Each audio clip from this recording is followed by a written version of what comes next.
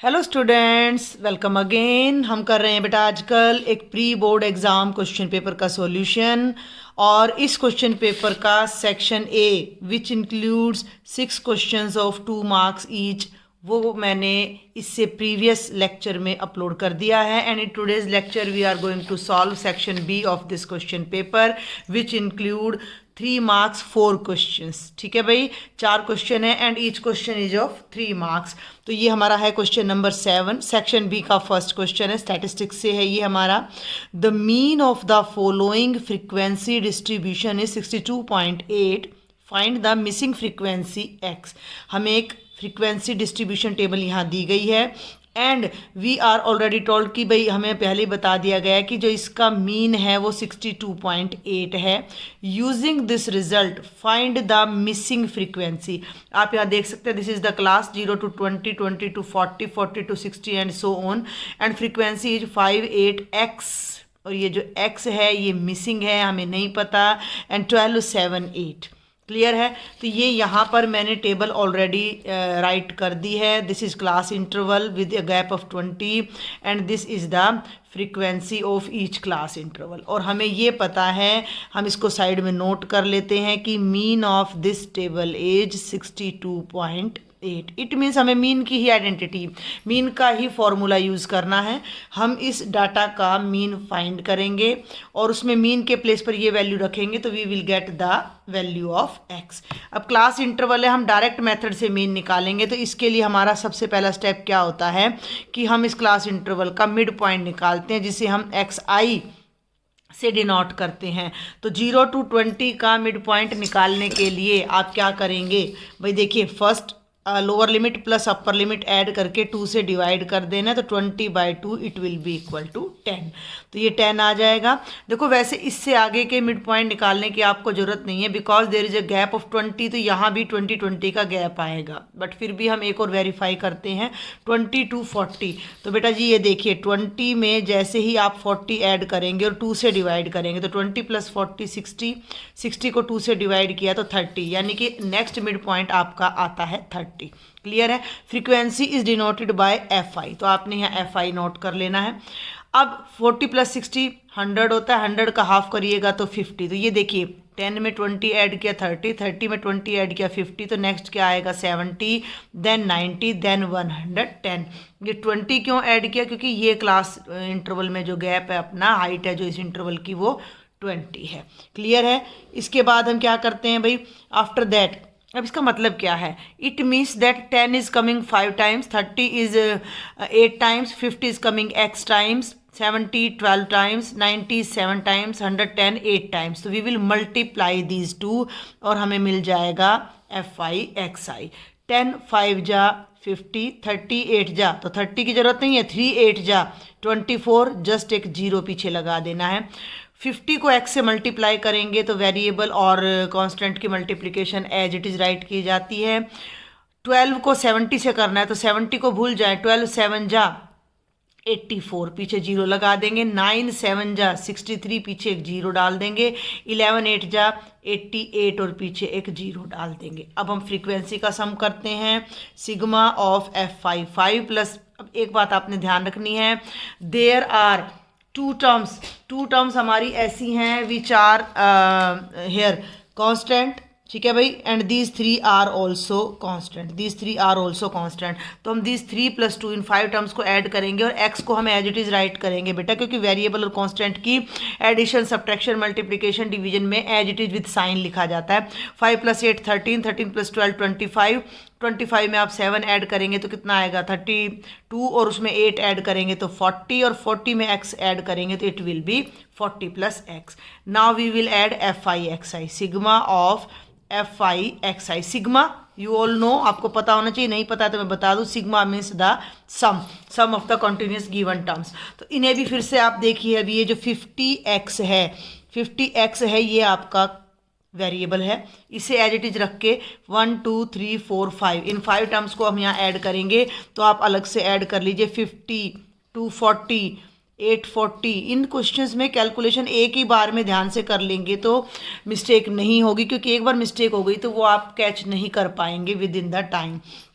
0, 8 plus 3 11 plus 4 15 plus 4 19 plus 5 24, carry 2, 2 to 4, 8 plus 4 12 plus 6 18 plus 8 26। तो ये आ रहा है 2640 और ये टर्म अभी हमारी रह जाती है प्लस 50x। तो ये हमारा एफ आई आ गया, ये हमारा एक्स आई आ गया। Now the question is very simple, we know what is the mean of the given data। mean is equal to sigma fi xi by sigma fi। हमें पता है मीन कितना है भाई, 62.8 है। The value of mean is 62.8। यहाँ आप sigma fi xi की वैल्यू रख लीजिए 2640 प्लस 50x, सिग्मा एफ आई की वैल्यू रख लीजिए 40 प्लस एक्स। ये बेटर रहेगा कि आप इसका डेसिमल यहाँ पर हटा दें और फिर आप क्रॉस मल्टीप्लाई करें, तो आई थिंक आपको इजी रहेगा ये क्वेश्चन। तो एक स्टेप में हम क्या कर लेते हैं, 628 by 10 is equal to 2640 plus 50x by 40 plus x. भाई आपने प्रोसेस को समझना है। इस टाइप का कोई भी क्वेश्चन आपको किसी भी चेंज के साथ you can get in the question paper. तो आपको ये देखना है कि you are given the data with frequency and mean is also given. तो हमें ये ध्यान रखना है कि हमें केवल मीन का फॉर्मूला यूज करना है। और जब भी इस तरह की कोई मिसिंग फ्रीक्वेंसी दे रखी है तो आपने डायरेक्ट मेथड अप्लाई करना है, क्योंकि डायरेक्ट मेथड अप्लाई करने से ज़्यादा मतलब क्वेश्चन हमारा जो है टिपिकल नहीं बनेगा, कैलकुलेशंस ज़्यादा लेंथी नहीं होंगी। तो उसके लिए सिंपल फ्रीक्वेंसी हमें गिवन है, मिड पॉइंट फाइंड किया, एफ आई एक्स आई किया, sigma f i x i by sigma f i is equal to the mean. तो हमने इसको सॉल्व किया। Now after solving both sides we will get a simple linear equation in x and we will get the value of x. उसको आप जितना easy कर सके उतना बेटर है। डेसिमल अगर हम रखते हैं तो कैलकुलेशन कुछ स्टूडेंट्स को मुश्किल लग सकती थी, तो हमने डेसिमल को हटा दिया। तो अब यहाँ पर हमने जस्ट क्या करना है, cross multiplying. Cross multiplying means क्या होता है बेटा कि लेफ्ट साइड के न्यूमरेटर को राइट साइड के डिनोमिनेटर से और राइट साइड के न्यूमरेटर को लेफ्ट साइड के डिनोमिनेटर से मल्टीप्लाई करना है। तो 628 को करेंगे 40 प्लस एक्स से 628 इंटू 40 प्लस एक्स और 10 को करेंगे इन दोनों से 2640 plus 50x। Just multiply, separate x। देखो अभी 628 को 40 से करना है, तो 40 का 0 भूल जाओ, 4 से मल्टीप्लाई करो। 4 8 जा 32, 3 4 2 जा 8 प्लस 3 11, 1 4 6 जा 24 प्लस 1 25 0 प्लस 628x। 10 से मल्टीप्लाई कीजिएगा 26,400, 50 को 10 से मल्टीप्लाई करिएगा 500x। x अरेंज कर लीजिए, लेफ्ट में है 628x, इस 500x को लेफ्ट में लाएं, माइनस हो जाएगा इज इक्वल टू 26,400 माइनस 25,120। जो स्टूडेंट्स वर्बल कैलकुलेशन ना कर सकें तो आप अपना सिंपल ऐसे रफ पेपर पे ऐसे लिख कर आप you can subtract 8 okay 2 1 x is equal to 26,400। देखना भाई 26,400 माइनस 25,120 0 10 माइनस 2 8 3 माइनस 1 2 1 1,280। ये देखिए कितना इजी आ गया। 128 को लेफ्ट में ले जाएं, नहीं राइट में ले जाएं, डिनोमिनेटर में जाएगा 128 से ये cancel and the value of x is here 10। तो ये हमारा 4 मार्क्स का क्वेश्चन था। ये मैं आपको बार बार इतना बोल बोल के समझा रही हूँ, दैट्स वाई टाइम हमें ज़्यादा लगता है। When you will solve this question directly, तो ये बहुत ही इजी सा क्वेश्चन है हमारा। But if you have any doubt then do write me in the comment box. Next is question number 8 from construction chapter number 11। Draw a pair of tangents to a circle of radius 5 centimetre which are inclined to each other at an angle of 60 degree। 5 centimetre radius का एक circle है। पहले देखो rough strategy जरूर बनाया करो, मुझे तो बड़ा अच्छा लगता है पहले मैं रफ स्ट्रैटेजी बनाती हूँ। देखो मैं तो डायरेक्ट कर लूँगी, आई एम द टीचर, लेकिन आपके लिए बहुत ज़रूरी है कि हमें एक 5 सेंटीमीटर रेडियस का सर्कल ड्रॉ करना है। वो हम कर लेंगे इजीली। तो अभी हमने ये सर्कल ड्रॉ किया और इस पर 2 टेंजेंट्स ड्रॉ करने हैं। कहाँ से, कोई पॉइंट गिवन नहीं है, हमें एक ही कंडीशन गिवन है कि 2 टेंजेंट्स इस तरह से ड्रॉ करने हैं कि उनके बीच का जो एंगल है वो 60 डिग्री हो। ये थोड़ा सा अलग क्वेश्चन है बट बहुत ईजी है। आप देखें कैसे। देखो ये टेंजेंट ड्रॉ किया, यहाँ से ये रेडियस गया, ये रेडियस गया। We all know that radius at the touch point makes an angle of 90 degree with tangent, तो ये एंगल भी 90। अब ये जो फिगर आपको दिखाई दे रही है, अगर मैं इसे OABC नाम दूं तो दिस इज अ क्वाड्रिलेटरल, ध्यान से समझना है। क्वाड्रिलेटरल का ये एंगल हमें बुक वाले ने पहले ही बोला है कि it must be of 60 degree, these two are of 90 degree. जब हमें किसी क्वाड्रिलेटरल के 3 एंगल्स पता है, then we can find the fourth one also. How? The sum of the 4 angles of a quadrilateral is of 360 degree. The sum of 4 angles is 360 degree, and we know all 3 angles already. 9 plus 9, 18 plus 6, 240. Subtract 240 from 360, you will get 120. Means there is an angle of 120 degree. इससे हमें क्या मिलने वाला है? इससे हमें complete question मिलने वाला है। फर्स्टली हम क्या करेंगे, मैं जस्ट पेन से समझा रही हूँ, then I will solve the complete question with help of compass and pencil. First of all, we will draw a circle. At center, we will draw a radius. And second radius, देखो ना, this is the radius, this is the radius. तो जो second radius होगा, we will draw that radius with the first one at an angle of 120. तो यहाँ 120 का angle draw करके एक और रेडियस ड्रॉ करेंगे। क्लियर है? One is OA and other is OC. Here at point C, we will draw an angle of 90 degree. At point A also we will draw an angle of 90 degree, and those two lines will meet at a particular point, and BC and BA will be the tangent to the given circle. तो अब हम इस question को solve करते हैं with the help of compass, pencil and scale etcetera. Okay, तो first of all this is the scale, और हमें 5 सेंटीमीटर रेडियस का हमने सर्कल ड्रॉ करना है बेटा। तो व्हाट विल वी डू, हम क्या करते हैं, 5 सेंटीमीटर मेजर करते हैं। देखो कैसे मेजर करना है। पहले ना आप पॉइंट ले लिया करो, ऐसे ना कंपास को यूँ नहीं करना है, ऐसे गड़बड़ हो जाती है। आपने जस्ट 0 दिख रहा है आपको, 0 पे एक डॉट लगाया, and this is 5 air on the scale, यहाँ भी एक 0 डॉट लगा दिया। ये डिस्टेंस इन दोनों डॉट्स के बीच में 5 सेंटीमीटर है, तो हमने इतना कंपास, अब देखो अब इजीली खुलेगा। कई बच्चे क्या करते हैं कि स्केल रख के ना बेटा स्केल के साथ साथ खोलते हैं, उसमें गड़बड़ होने के चांसेस ज़्यादा रहते हैं। कभी स्केल हिल जाता है, कभी कंपास हिल जाता है। तो ये हमने 5 सेंटीमीटर लिया, and we draw a circle. थोड़ा सा मैं इसी तरफ थोड़ा सा ड्रॉ करती हूँ, क्योंकि उधर फिर हमें प्रॉब्लम होगी। We will draw a circle, I think you can see the circle easily. मैंने थोड़ा डार्क कर देती हूँ इसको, ये देखिए, we draw a circle with radius 5 centimetre, okay, at the centre O, with the centre O and radius 5 centimetre. Clear? यहाँ तो कोई डाउट नहीं। आपको कॉन्सेप्ट समझ आया, आपका लॉजिक समझ आया। जनरली हम टेंजेंट कैसे ड्रॉ करते हैं, we are given a point outside the circle, तो हम क्या करते हैं, उनको ज्वाइन करते हैं, उनको वो करते हैं, बाइसेक्ट करते हैं, then we draw one more circle, और उनके इंटरसेक्टिंग पॉइंट पर हम टेंजेंट ड्रॉ कर देते हैं। वो बहुत सिंपल होता है, बट हमें कोई आउटर पॉइंट गिवन नहीं है। We are given that tangents are at an angle of 60 degree, these two angles are of 90 degree, तो we can find the last 4th angle of the quadrilateral which is the angle between 2 radii, तो वो 120 आ गया है। तो एक radius तो वैसे ही draw कर लो, थोड़ा सा हम ये इधर ड्रॉ कर लेते हैं एक रेडियस को। Let OA is the radius, तो ये कितना है, 5 सेंटीमीटर। और अब हम O पर 120 डिग्री का एंगल बनाने जा रहे हैं। भी थोड़ा सा मैं नोटबुक को रोटेट करती हूँ फॉर माई कंफर्ट, और आप आराम से देखें। आपने भी ऐसे रोटेट कर लेना है, तो एंगल बहुत ईजीली बनेगा। ये हमने लिया, आपने D का यूज नहीं करना है, आपने कंपास से बनाना है, because you are in 10th standard. This is of 60 degree, and the second arc will give us an angle of 120 degree.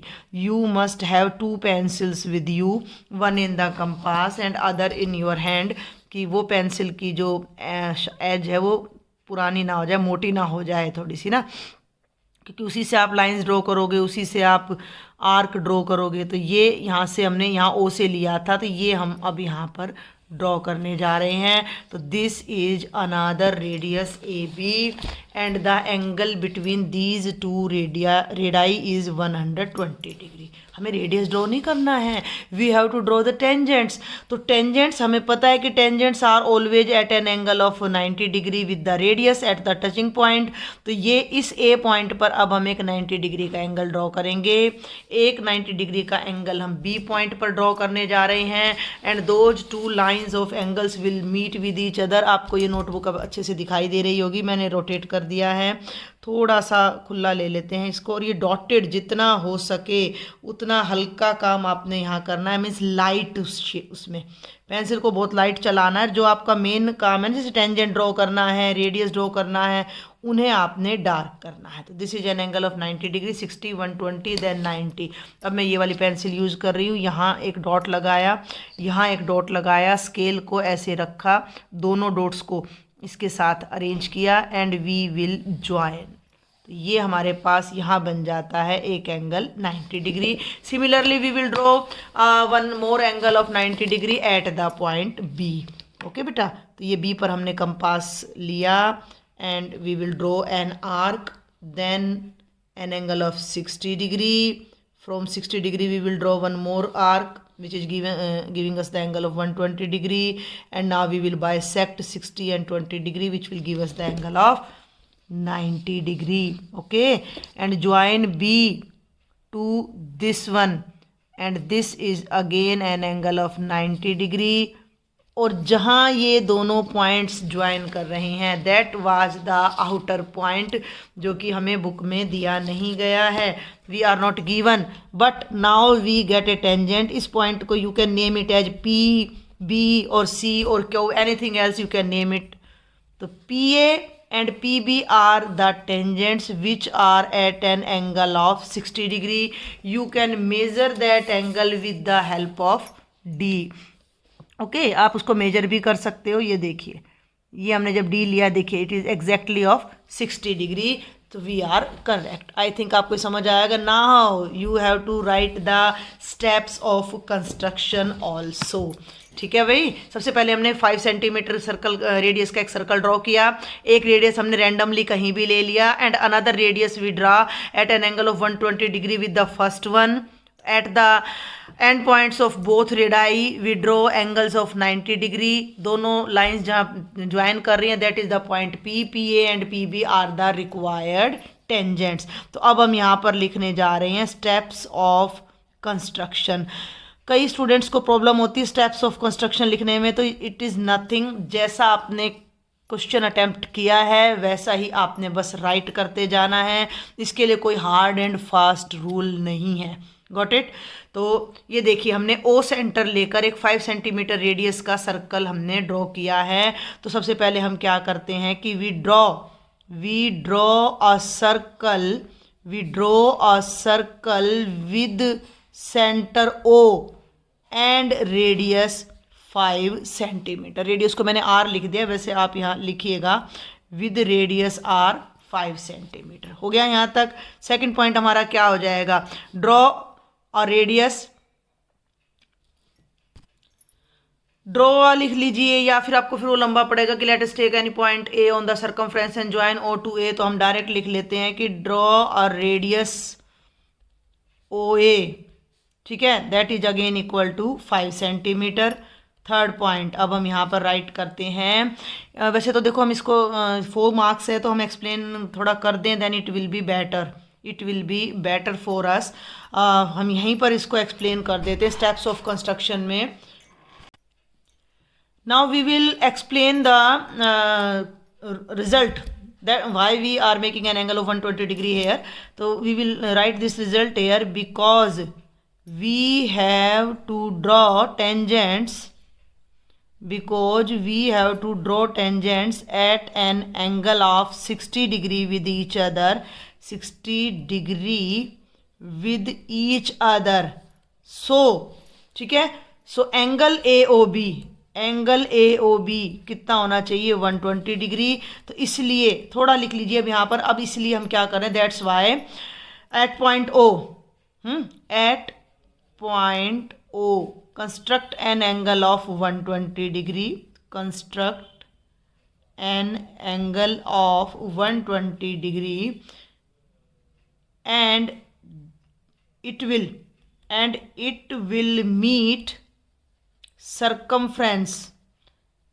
will meet circumference of circle at the point B। ठीक है, OB is another radius, OB is another radius. Clear? With compass construct angles of, direct लिख रही हूं मैं दोनों के लिए, angles of 90 degree at A and B respectively. दोनों पर हमने 90 डिग्री का एंगल कंस्ट्रक्ट कर दिया with the help of compass. ठीक है। P is the point where those two lines of angles meet each other. P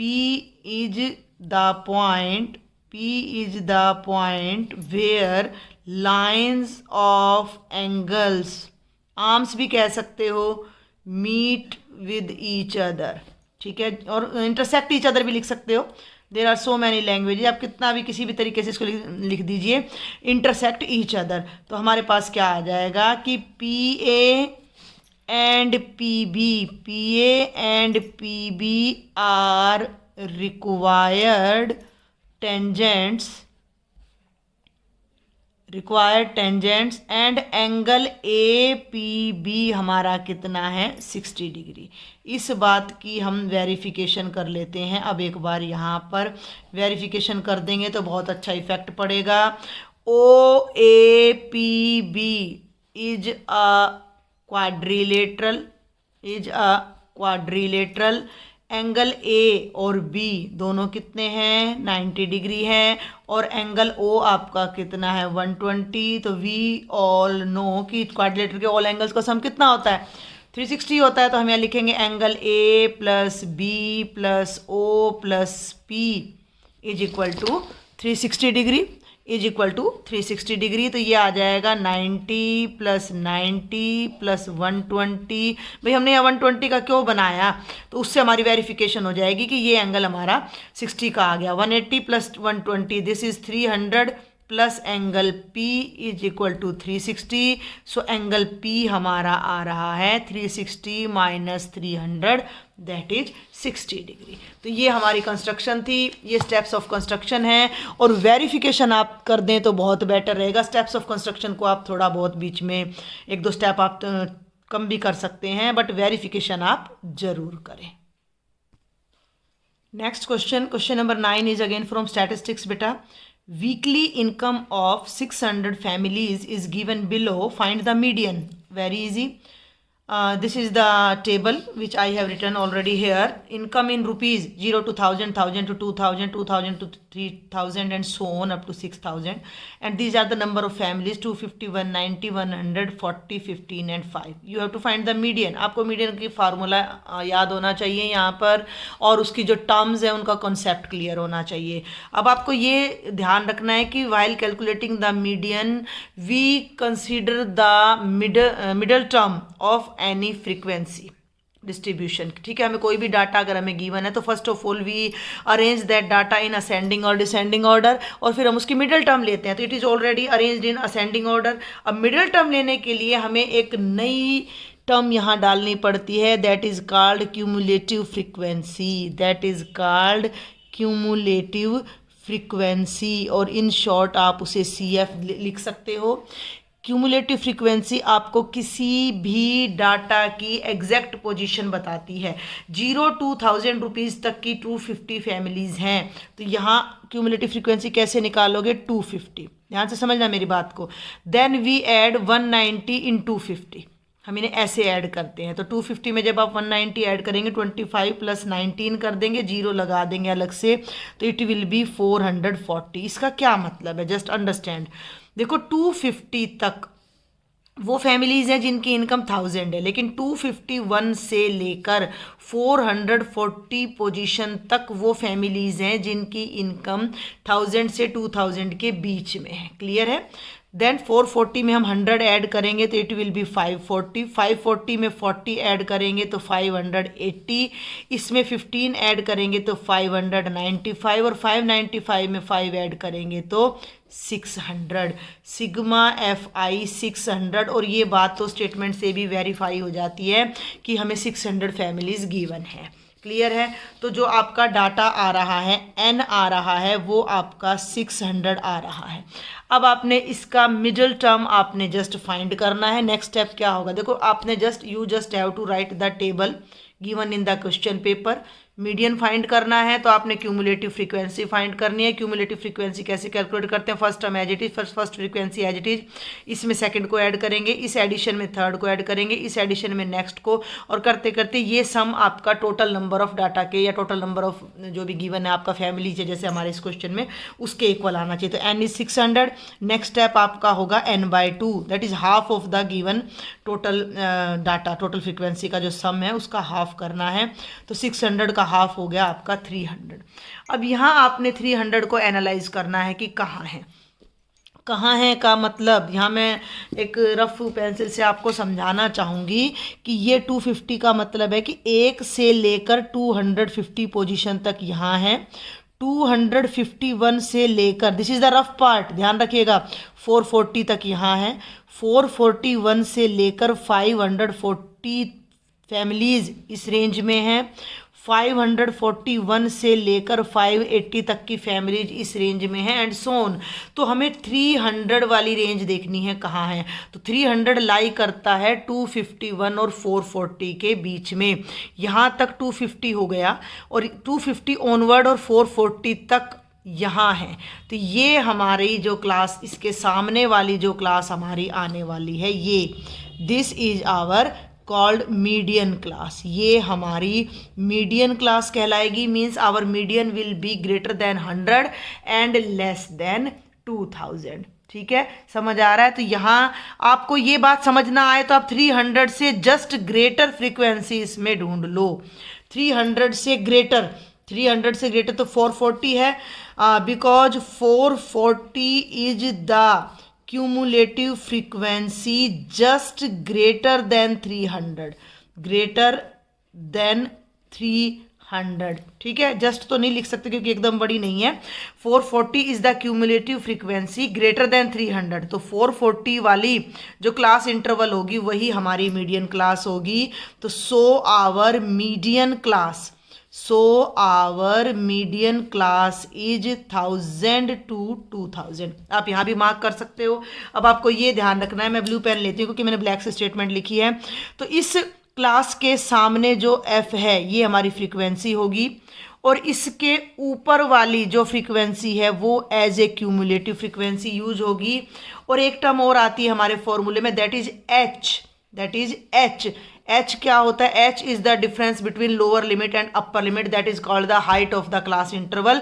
तो यहाँ कितने का डिफरेंस है? 1000 का। तो h हमारा 1000 आ जाएगा। क्लियर है? बात समझ आ रही है भाई? मैंने आपको क्या बताया, टोटल डाटा लिया 600, उसका हाफ किया 300 आ गया। 300 से जस्ट ग्रेटर फ्रीक्वेंसी आपने यहाँ देखना है कि 300 के बाद 440 पड़ता है, पहले 540 नहीं पड़ता, तो 440 हमारा आ गया। इसके सामने वाली क्लास हो जाती है हमारी मीडियन क्लास। इसके सामने वाली फ्रीक्वेंसी को एज एफ यूज करेंगे, इसके ऊपर वाली फ्रीक्वेंसी को हम एज सी एफ यूज करने जा रहे हैं। ठीक है, तो इनको हम मार्क कर देंगे। ये सब आपका एक्स्ट्रा काम है। ये जो मैं यहाँ पर ये सब मैंने लिखा है, ये जस्ट मैंने आपको बेटा समझाने के लिए ही राइट किया है। तो आगे बढ़ते हैं। अब हम, हमारे पास सब चीज़ें आ गई हैं। नाउ वी नो मीडियन क्या होता है। Just right the formula of median. अभी एक चीज़ और रह गई, मैं भी बताऊंगी आपको, पहले फॉर्मूला राइट कर दूं। L plus n/2 minus CF by F multiplied by H। सब चीज़ें हमारे पास हैं। n ये रहा। अभी हम पहले लिख ही देते हैं here L means the lower limit of the median class. तो मीडियन क्लास 1000 to 2000 है, लोअर लिमिट कितना है? 1000 है। n था हमारे पास, तो n/2 भी है हमारे पास, तो n/2 कितना आ गया? 300 आ गया। CF यहीं राइट करती हूँ मैं, अभी मैंने आपको बताया है, ये रहा। CF कितना है? 250 है। F हमारा कितना है? 190 है। और H हमारा कितना है? 1000 है। तो इन सब वैल्यूज़ को फर्स्ट में पुट कर देते हैं। पुट दीज वैल्यूज़ इन 1। ठीक है भाई, ये हमारा फॉर्मूला है, आपको ये याद रखना है। और इससे रिलेटेड जो कॉरस्पॉन्डिंग टर्म्स हैं वो आपको क्लियर होनी चाहिए। इतना बिल्कुल भी मुश्किल नहीं है मीडियन का क्वेश्चन। तो हमारे पास क्या आ जाएगा? मीडियन को m से डिनोट करते हैं। m is equal to 1000 plus n/2 already कितना है? 300 माइनस CF हमारा कितना है? 250 डिवाइडेड बाय F कितना है? 190 मल्टीप्लाई बाय 1000। Got it? इसे अलग रखना है। सबसे पहले आपने ब्रैकेट को सॉल्व करना है। 300 में से 250 माइनस करिएगा। 50 by 190 multiply by 1000, 0 cancel 0, it will be 5000 by 19। ठीक है भाई, 5000 बाय 19। तो यहाँ आप चाहो तो इसे डेसिमल में बदल दो, चाहो तो बाद में भी बदल सकते हो। 1000 प्लस 19 वन जा 19, 19 टू जा 36, क्लियर। 19 3 जा 57 होता है, 4 आएगा, फिर 19 2 जा 36, 4 आएगा, फिर 19 2 जा 36, फिर 4 आएगा, 19 2 जा 36, और ये क्योंकि 19 एक प्राइम नंबर है तो ये हमारा जो है 2 बार मैं इसको कह सकती हूँ आ जाएगा। तो 1000 में जब इसको आप ऐड करोगे तो इट विल बी 1222.2 बार, या 23 भी आप इसको कर सकते हो। तो ये हमारा मीडियन आ जाएगा। मैंने पहले ही बोल दिया कि मीडियन क्लास है हमारी 1000 to 2000, तो आंसर 1000 से ग्रेटर होगा, जो कि आ गया 2000 से लेस होगा। तो मेन अब आपका ये कैलकुलेशन रह जाता है। फिर भी अगर आपको कोई डाउट रहे please do write me in the comment box. Section B, question number 10, it has 2 options for you, internal choice है हमारे पास, and it is from chapter number 13। Both questions are from chapter number 13, solid नहीं not solid geometry, surface area and volume. A solid sphere of radius 10.5 centimeter is melted. एक sphere है हमारे पास, ठीक है भाई। मैं पेन से ड्रॉ करूँगी भाई, पेंसिल से तो मे बी कि आपको यहाँ विजिबल ना हो कैमरा से। तो ये तो हमारा सॉलिड स्फीयर है। स्फीयर को हम जनरली ऐसे दिखा देते हैं, और इसका जो रेडियस है वो 10.5 सेंटीमीटर है। सॉलिड है मीन्स मे बी आयरन है या किसी और धातु से ये बना हुआ है, एंड इट इज़ मेल्टेड, इसको मेल्ट कर दिया गया। मेल्ट करने से जो हमारा मेटल था वो हमें मिल गया, and that metal is recast, उसको फिर से शेप दी गई इनटू स्मॉलर सॉलिड कॉन्स, उसको छोटे छोटे कॉन्स उससे बनाए गए हैं, each of radius 3.5 centimeter and height 3 centimeter. हर कोन का इक्वल कोन्स कंस्ट्रक्ट किए गए हैं उसी मटेरियल से, जिसकी हर कोन का रेडियस ये है और हाइट ये है। Find the number of cones so formed, use pi is equal to 22/7। I hope आपको स्टेटमेंट समझ आई है। तो हम सबसे पहले यहाँ लिखते हैं radius of sphere. Radius of sphere मैं कैपिटल आर ले लेती हूँ, 10.5 सेंटीमीटर। जब भी इस तरह का कोई क्वेश्चन आपको एग्जाम में मिलता है कि that a shape is melted and it is reconstructed into recasted into any other shape, तो वो क्वेश्चन डायरेक्टली वॉल्यूम से आता है आपका। क्यों वॉल्यूम से क्यों आता है? अभी सपोज कर लीजिए कि this is of iron, this sphere is of iron. Iron को मेल्ट किया और उसको फिर रिकंस्ट्रक्ट किया, तो आयरन तो वही है। और आप आयरन छोड़ दीजिए, you can take any clay, आप आटा ले सकते हो आपके घर में, उससे आपने स्फीयर ड्रॉ किया, उसी को आपने प्लेन किया, कोई और शेप बना दी। तो the material used in the construction of both items, जैसे पहले हमने स्फीयर बनाया फिर कोन बनाया, तो दोनों में जो मटेरियल यूज किया गया उसकी अमाउंट सेम है। अमाउंट मीन्स उनकी वॉल्यूम सेम है। तो पहले हम इस स्फीयर की वॉल्यूम फाइंड करते हैं। रेडियस ऑफ स्फीयर ये आ गया 10.5 सेंटीमीटर। अब हम ले लेते हैं भाई volume of sphere. We all know that volume of sphere होता है 4/3 पाई आर क्यूब।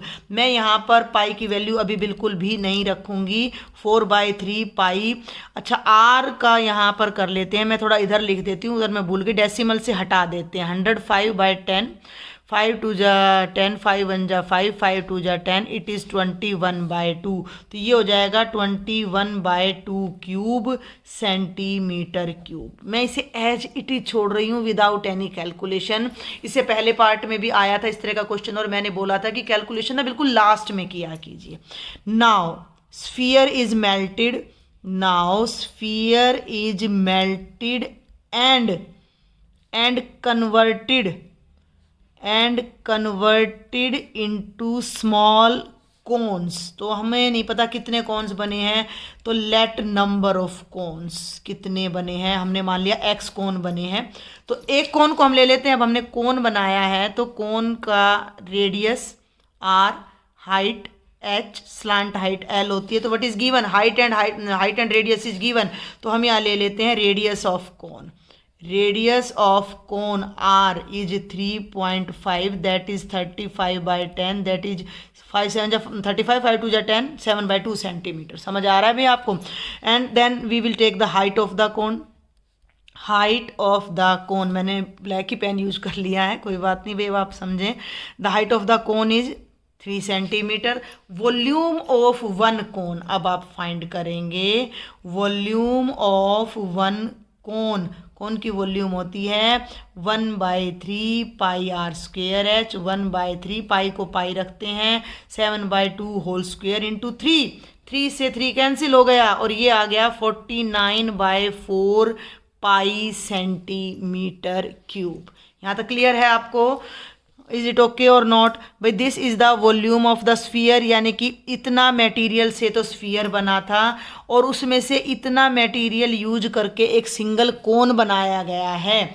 अब कितने कोन्स बने हैं? तो बहुत सिंपल है, इस वॉल्यूम को इस वॉल्यूम से डिवाइड कर दीजिए and you will get the answer. Number of cons x क्या हो जाएगा? Volume of sphere divided by the volume of one cone. One आना है भाई यहाँ पर, वन कोन। अब यहाँ देखो जो मैंने पाई नहीं कट किया था उसका यहाँ बेनिफिट होगा।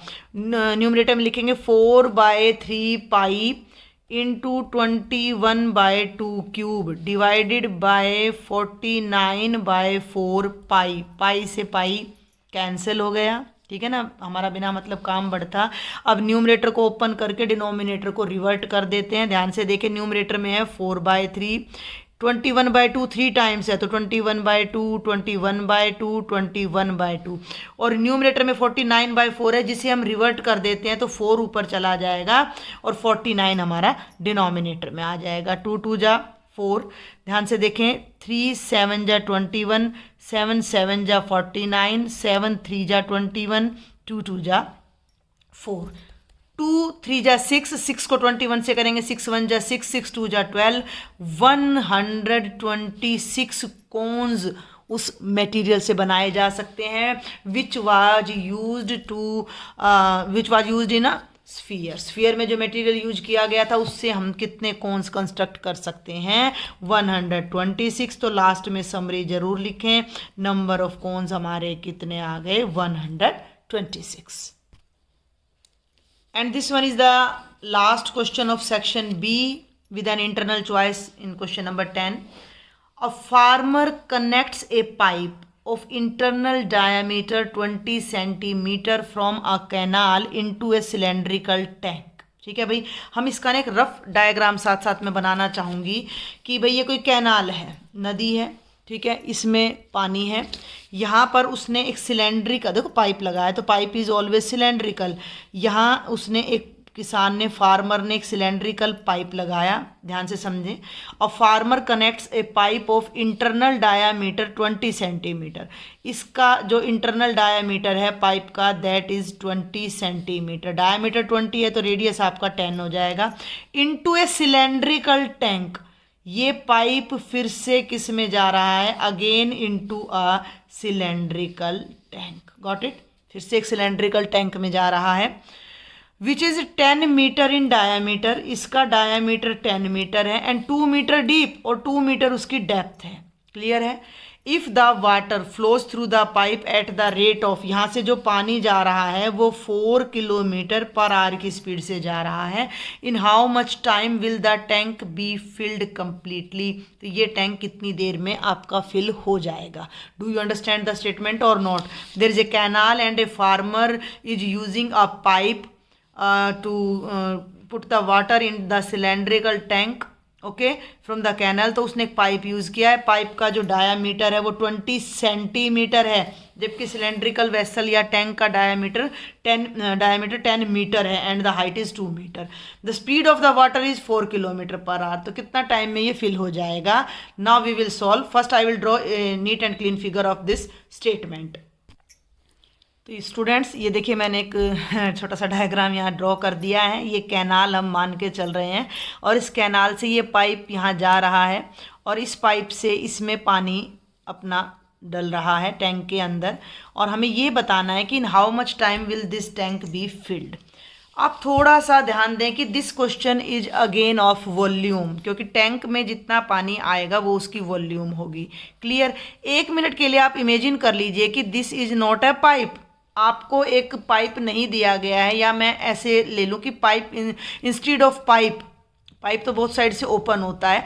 There is one more cylindrical vessel, उस किसान ने एक सिलेंड्रिकल वेसल लिया हुआ है और उसको भर भर के वो उस टैंक में डाल रहा है। एक सिलेंड्रिकल बकेट है, वी कैन इमेजिन कि एक सिलेंड्रिकल बकेट है जिसको किसान कैनाल से फिल करता है और इसमें डालता है।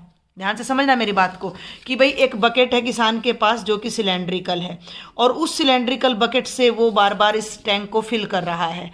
तो कितने देर में भर देगा का मतलब अब आपने ये हिसाब लगाना है कि इस टैंक में कितना वाटर आता है, इस बकेट में कितना वाटर आता है।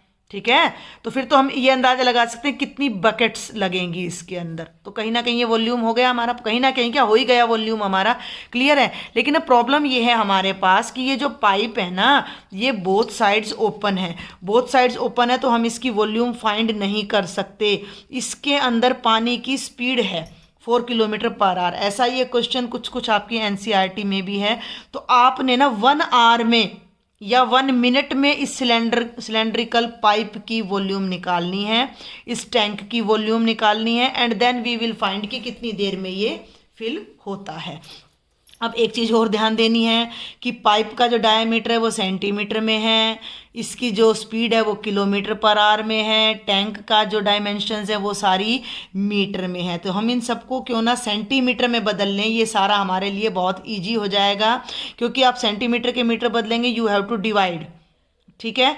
किलोमीटर को आप सेंटीमीटर में इजीली बदल सकते हो, मीटर को सेंटीमीटर में आप इजीली कन्वर्ट कर सकते हो। तो सबसे पहले तो हम इस टैंक को ही ले लेते हैं, सिलेंड्रिकल टैंक। तो हम लेते हैं भाई यहाँ पर रेडियस ऑफ सिलेंड्रिकल टैंक जो हमने फिल करना है। रेडियस ऑफ, क्योंकि टैंक बड़ा है तो मैं कैपिटल आर से डिनोट करने जा रही हूँ।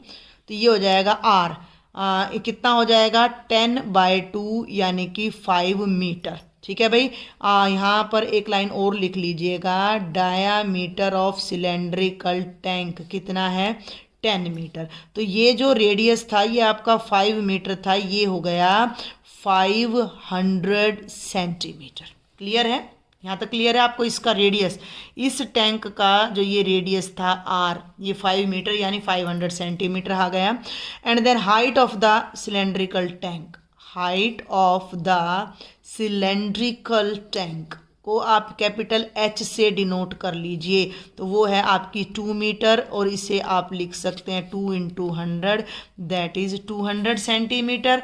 तो volume of the cylindrical tank, clear, volume of tank लिख दीजिए। सिलेंडर का वॉल्यूम क्या होता है भाई, याद है आप सबको, πr²h। मैं पाई की वैल्यू फिर से पुट नहीं कर रही हूँ। r² का मतलब हो गया 500² और h का मतलब हो गया 200 centimetre cube.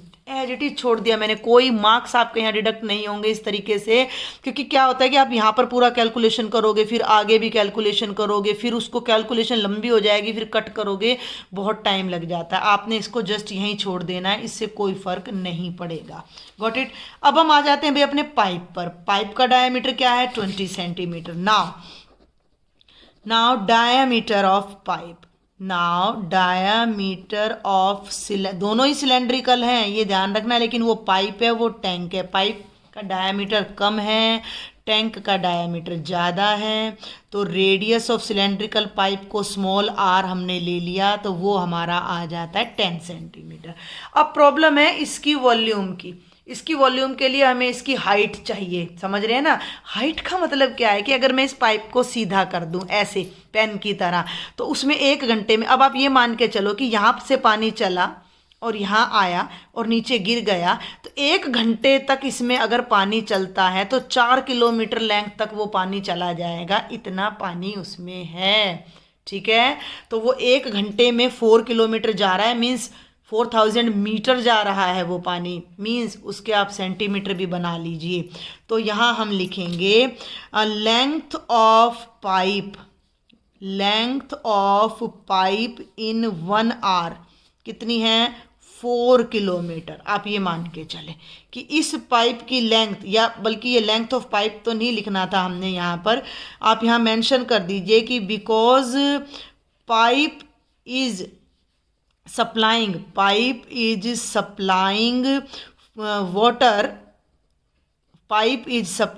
Water at a rate of 4 kilometre per our, क्योंकि वो 1 घंटे में 4 किलोमीटर पानी की सप्लाई कर रहा है। तो length of water from pipe भी लिख सकते हैं, नहीं तो हमने डायरेक्ट लिख दिया length of pipe in 1 hour कितनी हो गई, 4 किलोमीटर। इस 4 किलोमीटर का मतलब हो जाता है 4000 मीटर, और इसको 2 जीरो और लगा दीजिए तो ये आपका हो जाता है 4 लाख सेंटीमीटर। ठीक है भाई, 4 लाख सेंटीमीटर। ये 1 आवर है, तो आप इसको मिनट्स में कन्वर्ट करना चाहें तो मिनट्स में कर लें, नहीं तो आर में देखें कि भाई हम इसको आर में रखते हैं। तो अब ये ध्यान रखना है कि ये तो रेडियस है 10 सेंटीमीटर, ये 1 आर में लेंथ है। या आप इसे भी देखो, मेरी बात को समझ पा रहे हो ना आप, कि इसमें से जो वाटर फ्लो हो रहा है वो वाटर की लेंथ ही हमने देखनी है यहाँ पर कि कितना है 1 आवर में। तो वो 4 लाख सेंटीमीटर वाटर यहाँ से फ्लो हो रहा है।